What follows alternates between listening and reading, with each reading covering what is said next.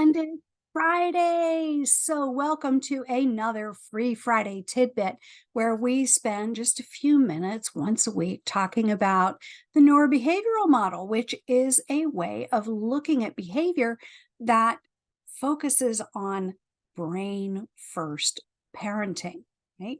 How do we interpret our child's or our spouse's or our coworkers' behavior in a way that does not blame or shame them for things that they're not able to do as easily because of changes in their brains, whether that be from alcohol exposure, drug exposure, trauma, or any number of other things. If you change the structure of the brain, you change the way it works. And 9 times out of 10, there's no physical thing to look at to say, I wonder if their brain has something to do with it.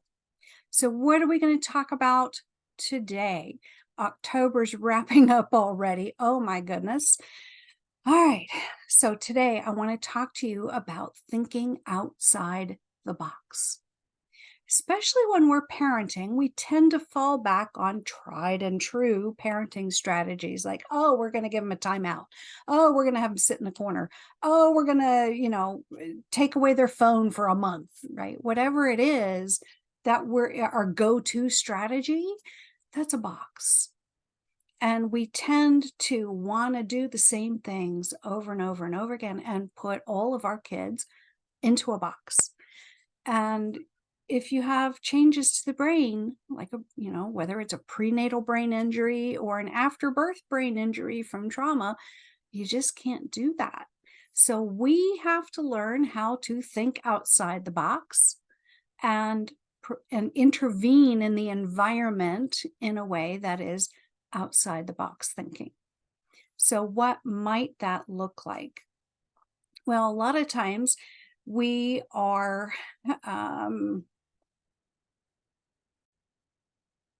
we just automatically fall back onto normal things. Now, I want to show you something real quick.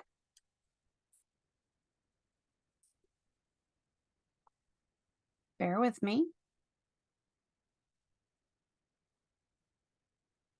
This slide talks about the difference between equality and equity, basically, right? We're so caught up in being fair and treating all of our children exactly the same way. But what we're forgetting is that not all of our children have the same capabilities. And so if we truly want to be fair, we're going to focus on outcomes, right? Fairness of outcomes versus fairness of strategy, if that makes sense to you. In other words, if we give everyone the exact same box, if you look at the diagram on your left, you see all three children are on the same box, but that same strategy is not giving them equal help, right? Whereas on the right with justice, as opposed to equality, we're focusing on outcome. The goal that we have is that all three children are able to watch the game, right? So we give them what each needs in order to see the game. The child who has the most height doesn't need anything. The child who is the shortest needs the most structure to be underneath him in order to see the game. So that's outside the box thinking, because we tend to want to do everything exactly the same because, kids are all caught up in fairness, right? So I just wanted to let you think about that. Let me stop sharing for a minute as I bob and weave around my camera. Anyway, with the neurobehavioral model, what we do is provide accommodations in the environment to best support our child or our loved one, right? In order that they can do whatever it is that needs to happen, right? Whether it's so that they can clean their room or so that they can get to work on time and not get fired, right? Depending on, who the person is we're supporting and what it is that they need. We have to take into account what are their struggles and their challenges, as we've been talking about all year up to now, and what are their strengths, and how can we combine that to give them a tailor-made support? Are we going to put one box under them or two boxes under them, or do something completely different?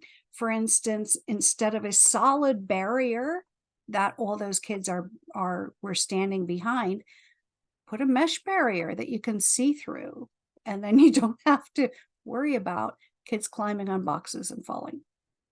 So just wanted to give you those things to think about this coming week.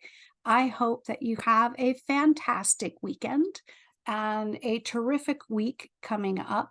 And don't forget to come back here to this YouTube channel on Monday to get another episode of the vodcast, Living with FASD. It's going to be exciting. Have a great weekend. Take care.